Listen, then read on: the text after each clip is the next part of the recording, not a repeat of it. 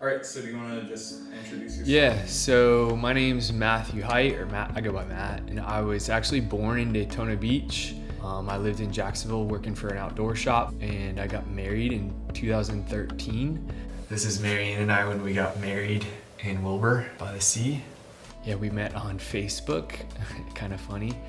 And we had our son, Jeffrey James, or he goes by JJ.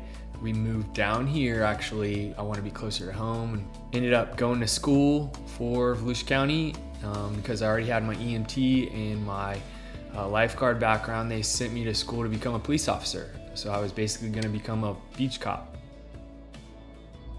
I went into what's called FTO, where you ride around with another officer, and I just felt off. Something felt weird, and I was like, well, you know what? Maybe it's my blood sugar. All of a sudden, my arm and my leg started ticking. I told him, I was like, I'm not doing this. As an EMT, we checked my vitals.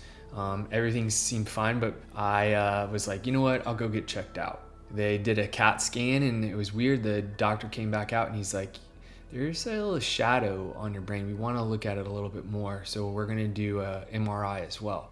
So I wait there, MRI, he comes out. He literally pulls up a chair and he's like, you have a tumor. And my wife and I were just like, is this real? Like, that was probably one of the most surreal things. And that was kind of like a pivotal moment of like, my life is going to be different. So this is actually pretty fresh. It happened in March of this year. There's different types of brain cancer.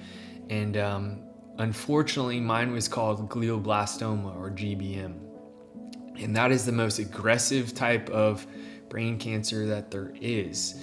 They basically went in, what's called a dual craniotomy. They cut my head open, took a piece of my skull off, went in and took the brain out.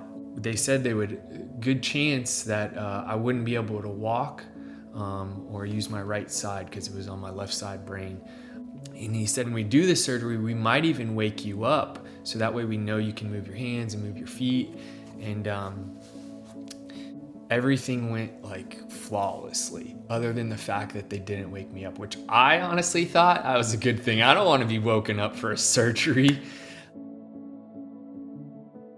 There's no real good cure for it because they have issue crossing the blood-brain barrier with treatment. But you know what? I look at it as it makes you think about stuff different, and I think in some ways it's a gift. Your whole life you try to do good. I've always tried to follow God and trust in Him no matter what. But this whole thing was like it was kind of a gift because it made God seem more real. It made everything just become so clear to me. You put trust in stuff, but when something like this happens, it's a next level trust. People say that God has His hands in our lives. I really think more than that, He has your fingers in His fingers in your life.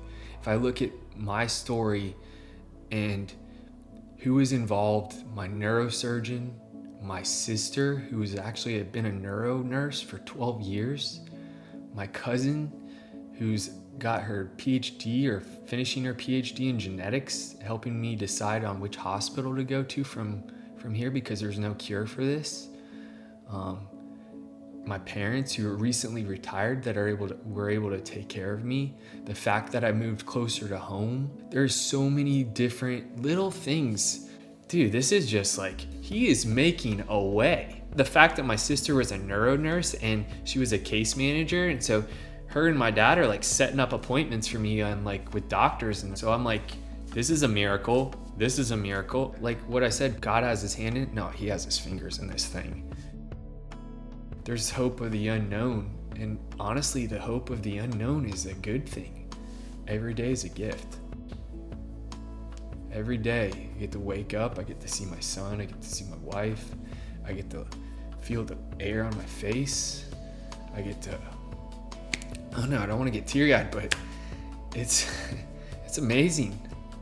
And you know what? At the end of the day, like this everything around us, like we're just on a boat. It's gonna pull into port, and I'll land, and it'll be calm seas from there on out, because I'll be home.